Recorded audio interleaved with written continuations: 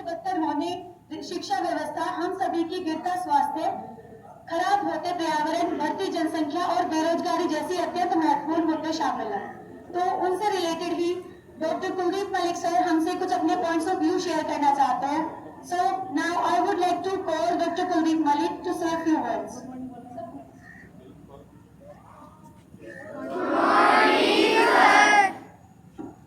Good morning बच्चों, नमस्ते। बहुत बहुत धन्यवाद आदरणीय बहन जी का इस ऐतिहासिक शैक्षणिक संस्थान के प्रबंधक आदरणीय बालियान जी, सभी शिक्षक भाई एवं बहन और मेरे प्रिय छात्र छात्राओं। बेटा, जैसे अभी बहन जी ने बताया, मेरा नाम डॉक्टर कुलदीप मलिक है। मैं रहने वाला आप ही के जिले का हूं, यानी जिला मुजफ्फरनगर का हूं। मैं मुजफ्फरनगर के अंदर ही 8वीं तक पढ़ा। इसके बाद सामने से मैंने अपनी पढ़ाई की और फिर पढ़ते पढ़ते जोधपुर चला गया। और फिलहाल वर्तमान में बहन जी ने भी बताया, मैं ग्रेटर नोएडा के अंदर ITS इंजीनियरिंग कॉलेज में प्रोफेसर हूं कंप्यूटर विभाग में। मेरी धर्मपत्नी अमेरिकी यूनिवर्सिटी में प्रोफेसर है मैनेजमेंट डिपार्टमेंट में। लेकिन मेरे बच्चों, आपके बीच में मेरा आने का मकसद है कि इस देश में हम 4 मुद्दों को लेकर काम कर रहे हैं, या मैं बोलूं कि देश के अंदर 4 समस्याएं हैं, उनको लेकर काम कर रहे हैं। आज वही समस्याएं आपके बीच में डिस्कशन करने के लिए मैं आपके विद्यालय में हूं, जिसके लिए मैं आदरणीय बालियान जी का भी जो है धन्यवाद दे रहा। मेरे बच्चों, जो पहली समस्या है, ध्यान से सुनेंगे सारे बच्चे और मेरे साथ रिपीट भी करेंगे। पहली समस्या है इस देश का खराब होता हुआ पर्यावरण। मेरे साथ बोलेंगे, पहली समस्या है इस देश का खराब होता हुआ पर्यावरण। दूसरी समस्या है हम सभी का गिरता स्वास्थ्य। दूसरी समस्या है हम सभी का गिरता स्वास्थ्य। तीसरी समस्या है इस देश की बद से बदतर होती शिक्षा व्यवस्था। तीसरी समस्या है इस देश की बद से बदतर होती और बेटा, चौथी समस्या है हमारे देश की बढ़ती हुई जनसंख्या। चौथी समस्या है हमारे देश की बढ़ती हुई जनसंख्या। लेकिन यहाँ लास्ट की 2 समस्याओं का जिक्र न करके स्टार्टिंग की 2 समस्याओं का जिक्र करेंगे। सबसे पहली कौन सी? पर्यावरण। दूसरी स्वास्थ्य। और बेटा, आप मेरे से बात भी करेंगे। देखो, इतने अच्छे बच्चे, आपका इतना भव है, ये शैक्षणिक संस्थान है, इतने अच्छे आपके शिक्षक है। मैं जानना चाह रहा कि हमारे शरीर के लिए जो हम अंदर लेते हैं शरीर में, वो सबसे महत्वपूर्ण क्या है मेरे बच्चों? कौन बच्चा बताएगा? शरीर के लिए सबसे महत्वपूर्ण which one is the most? Oxygen. में जोरदार तालियां इन बच्चों के लिए। तो बड़े अच्छे बच्चे का सारी बात जानते हैं। तो शरीर के लिए सबसे महत्वपूर्ण ऑक्सीजन, इसके बाद ऑक्सीजन के बाद हवा के बाद जल, पानी, और इसके बाद दूसरे खाद्य पदार्थ जो हम भोजन खाते हैं, है ना? आप सब बच्चों को पता, अगर मैं खाना 6 महीने तक ना खाऊं तब भी जिंदा रह सकता हूं। पानी 15 दिन ना पीऊं तो जिंदा रह सकता हूं। लेकिन अगर ऑक्सीजन 2 मिनट भी शरीर के अंदर ना जाए तो हम जिंदा नहीं रह सकते। लेकिन मेरे बच्चों, दुर्भाग्य है हमारा, इस देश के अंदर आज जो ऑक्सीजन हम ले रहे, जो सांस हम ले रहे, वो सांस लेने लायक नहीं है। जो पानी हम पी रहे, वो पानी भी पीने लायक नहीं है। जो खाद्यान्न हम खा रहे, वो खाद्यान्न भी खाने लायक नहीं है। और अगर इसका सबसे बड़ा कारण है, वो कारण है कि आज हमारे देश का पर्यावरण खराब है। क्लियर है बात? और क्योंकि हमारे देश का पर्यावरण खराब है मेरे बच्चों, इसी वजह से हम सभी का स्वास्थ्य भी क्या है? खराब है। आप में से बहुत सारे बच्चे, सीनियर बच्चे भी मेरी बात को समझेंगे और छोटे बच्चे भी मेरी बात को समझेंगे। बेटा, मैं पूरे हिंदुस्तान के अंदर युवाओं के बीच में जाता हूं और एक क्वेश्चन मैं जनरली पूछता हूं कि कितने ऐसे बच्चे, और ये क्वेश्चन मैं यहां भी पूछ रहा, कितने ऐसे बच्चे हैं जो ये कह सके कि मैं स्वस्थ हूं? मैं स्वस्थ हूं का मतलब मैं शारीरिक और मानसिक रूप से स्वस्थ हूं, यानी मेरे शरीर में कोई बीमारी नहीं है। है कोई ऐसा बच्चा जो हाथ ऊपर करके कहेगा कि मैं स्वस्थ हूं? हाथ ऊपर करो जरा, कोई बच्चा हाथ ऊपर करो। जो बच्चे स्वस्थ हो देख देख कर हाथ ऊपर नहीं करना भाई। अब ये देखो बेटा, और बेटा मैं पूरे हिंदुस्तान में जब घूमता हूं तो बेटा जो मेरी आरएनडी है ये हाल आपके विद्यालय का नहीं, आज पूरे हिंदुस्तान में 90% बच्चे अस्वस्थ है। कितने परसेंट? और उसके पीछे कारण क्या? पर्यावरण। हमारा हवा, हमारी पानी और हमारे खाद्य पदार्थ। और मेरे बच्चों में आपको एक आंकड़ा दे रहा, जब से ये देश आजाद हुआ तब से लेकर अब तक इस देश से 70% पक्षी क्या हो गए? खत्म हो गए, गायब हो गए। पता है ना सब बच्चों को? पहले खूब कबूतर, कौवे, चिड़िया ये नजर आती थी ना। और इनफैक्ट कई बार जब हम छोटे थे, घेर के अंदर सोते थे तो पता चला सुबह उठे चारपाई के पास में मोर नाचते हुए नजर आते थे। 70% पक्षी गायब क्यों हुए? क्योंकि देश का पर्यावरण खराब है। और मेरे बच्चों में पक्षी भी जीव है, हम भी जीव है। अगर इस पर्यावरण को बचाया ना गया तो आने वाले टाइम में हम भी क्या होने लगेंगे? खत्म होने लगेंगे, विलुप्त होने लगेंगे। और बच्चों हम धीरे धीरे विलुप्त हो रहे। बड़ी गंभीर बात बता रहा, जैसा स्वास्थ्य मेरे बाबा जी का था ऐसा स्वास्थ्य मेरा नहीं। जैसा स्वास्थ्य मेरा है ऐसा स्वास्थ्य आपका नहीं, बच्चों का नहीं। तो कहीं ना कहीं हमें इस पर्यावरण को बचाना पड़ेगा, है ना? आपसे मैं एक क्वेश्चन और कर रहा मेरे बच्चों, आपने नाम सुना होगा किसी बच्चे ने AQI का। क्या नाम सुना होगा? AQI बोले तो कोई भी बच्चा, AQI बोले तो नहीं, AQI बोले तो एयर क्वालिटी इंडेक्स। मेरे साथ बोलेंगे, AQI बोले तो क्या होता है एयर क्वालिटी इंडेक्स? हवा की शुद्धता को नापने का एक जरिया होता है मेरे बच्चों। क्या होता है? हमारी हवा, हमारी ऑक्सीजन कितना शुद्ध है ये कौन बताएगा? AQI बताएगा। जैसे थर्मामीटर टेम्परेचर बताता है ना बॉडी का, ऐसे ही AQI हवा की शुद्धता बताता है। मेरे बच्चों AQI हमेशा 50 से नीचे रहना चाहिए। कितना रहना चाहिए? 50 से नीचे। गूगल बाबा यूज करते हैं ना सारे बच्चे? गूगल बाबा आया ना? गूगल बाबा के ऊपर जब आप लिखेंगे कि AQI कितना चल रहा तो वो 50 से नीचे रहना चाहिए। लेकिन मेरे बच्चों हमारे देश का AQI कभी भी 50 से नीचे नहीं रहता, ये हमेशा 50 के ऊपर रहता है। और अभी जब नवंबर, दिसंबर, जनवरी, फरवरी के महीने में ये AQI 400 के पार चला जाता है। और मेरे बच्चों, मेरे जानने वाले बहुत सारे दोस्त जो विदेशों में है, जब वे हिंदुस्तान में आते हैं तो सबसे पहले वे यही क्वेश्चन करते हैं कि कुलदीप भाई हिंदुस्तान का AQI कितना चल रहा? और अगर यहाँ का AQI 100 से ज्यादा है तो फिर वे हिंदुस्तान में आना पसंद नहीं करते। मेरे बच्चों हमारे देश के अंदर पहले विदेशी पक्षी भी बहुत सारे आते थे, लेकिन पिछले 10-15 सालों में हमारे तो पक्षी मरना शुरू हो गए। विदेशों से भी कोई पक्षी अब हिंदुस्तान में आना पसंद नहीं करता। कारण क्या है? पर्यावरण। तो कहीं ना कहीं पर्यावरण को बचाना पड़ेगा, आया ना? और सब बच्चों को ये भी पता कि पर्यावरण बचाने के लिए हमें क्या करना पड़ेगा? क्या करना पड़ेगा? पेड़ लगाने पड़ेंगे। भाई बहुत अच्छे बच्चे, जरा दो जोरदार तालियां इन बच्चों के लिए।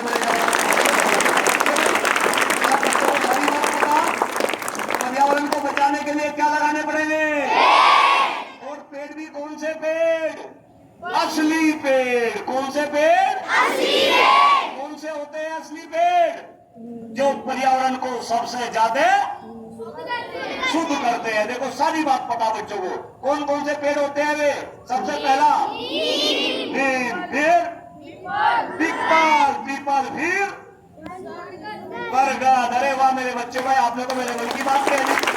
तो ये 3 पेड़ असली है, बरगद, नीम, पीपल, क्योंकि ये पर्यावरण को सबसे ज्यादा शुद्ध करते हैं। और मेरे बच्चों फिर मैं कह रहा, दुर्भाग्य है हमारे देश का, आज पूरे विश्व के अंदर हमारे देश की जनसंख्या सबसे ज्यादा है, लेकिन अगर प्रति व्यक्ति पेड़ों की संख्या इस देश में बात करें तो प्रति व्यक्ति पेड़ों की संख्या हिंदुस्तान में सबसे कम है। खासतौर से सीनियर बच्चे मेरी बात को समझ रहे होंगे। मेरे बच्चों, अगर पूरे विश्व की बात करें, कनाडा के अंदर 8,600 कुछ प्रति व्यक्ति पेड़, अमेरिका की बात करें 6,000 समथिंग प्रति व्यक्ति पेड़, रूस की बात करें 4,000 समथिंग, और अगर अपने देश की बात करें तो मात्र 23 पेड़ एक व्यक्ति के हिस्से में आ रहे। तो इसका मतलब जनसंख्या ज्यादा, पेड़ है कम, यही तो सारी समस्या हो रही। तो इस समस्या को अगर खत्म करना तो क्या लगाने पड़ेंगे? कौन से पेड़? असली पेड़ लगाने पड़ेंगे। और मेरे बच्चों, ये बात मैं आपके विद्यालय में बताने के लिए इस वजह से आया क्योंकि पिछले 15-16 साल से मैं भी ये असली पेड़ लगा रहा हूं। और बेटा, ज्यादा बड़ी बात ना करते हुए, जो 10+2 कर रहे हैं विद्यालय से, आप में से 5-10 बच्चे आने वाले समय में ग्रेटर नोएडा जाएंगे। कहाँ जाएंगे? जब आप ग्रेटर नोएडा आगे की पढ़ाई करने के लिए जाएंगे, आप ग्रेटर नोएडा के अगर किसी भी जगह पे खड़े होंगे तो आपको कोई ना कोई बरगद का पेड़ नजर आएगा। वो बरगद का पेड़ बेटा मैंने खुद अपने एक एक पेड़ अपने हाथ से वहां पे लगा रखे, और आप जैसे बच्चे उन पेड़ों को पालने का काम कर रहे।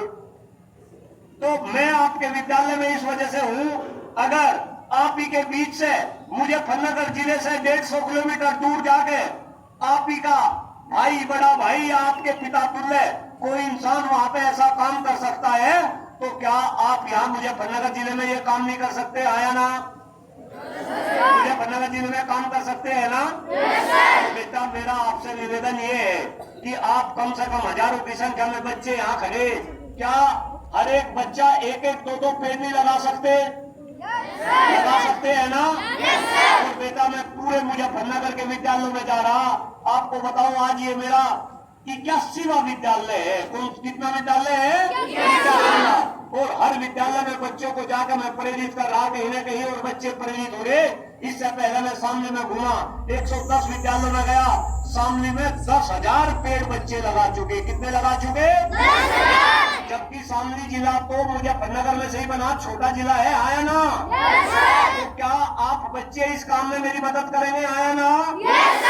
अब कौन ऐसा बच्चा है, बिल्कुल झूठ नहीं बोलेगा हाथ ऊपर करके, जो कहेगा कि मैं 1-2 पेड़ जरूर लगाऊंगा? झूठ नहीं बोलना किसी भी बच्चे को। भाई वाह, लगा देंगे सारे बच्चे 1-1, 2-2 पेड़। पर्यावरण बचाओगे, पेड़ लगाओगे।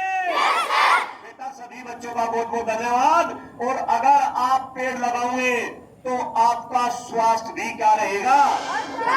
अच्छा रहेगा, सही रहेगा। बोलते हैं ना, जवान, बेटा आप नीचे कर लो, जवान चले तो धरती भी हिले। तो हमें ऐसा बनना है नहीं बनना है? पक्का? पर्यावरण की बात समझ आई?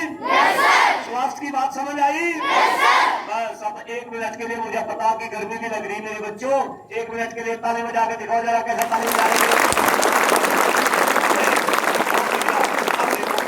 ताली बजाने का तरीका, क्योंकि स्वास्थ्य को सही रखना है, तो आज के बाद देखो कुछ बच्चे ऐसे ताली बजा रहे हैं, ऐसे ताली बजा रहे ना। ये ताली बजाने का तरीका नहीं है। ताली बजाने का तरीका क्या है? ये 4 उंगली और ये अंगूठा है, ये एक साथ लेंगे, ऐसे बजाओ ताली, पक्का बजाओ, ताली बजाओ, ऐसे बजाओ।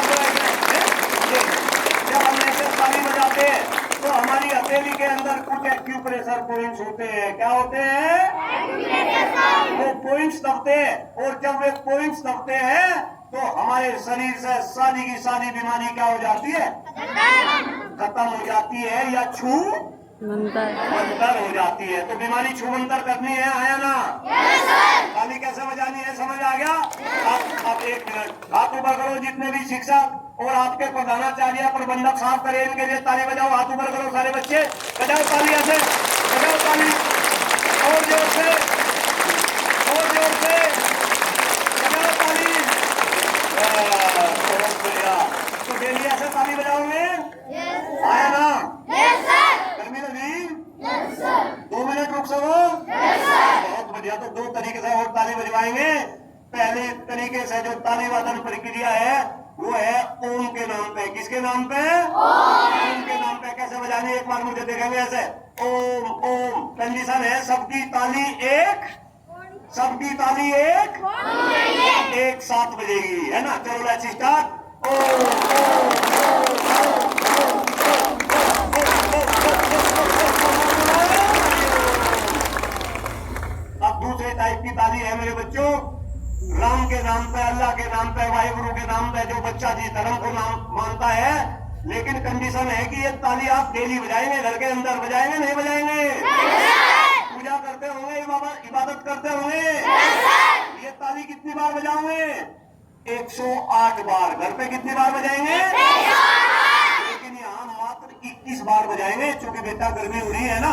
चलो 21 बार ताली बजाएंगे राम के नाम पे, मेरे साथ। एक बात देख लो ऐसे, राम राम एक, देखने के लिए बोला, राम राम एक, राम राम दो, ऐसे 21 बार। Let's start. सारे बच्चे बच्चियां,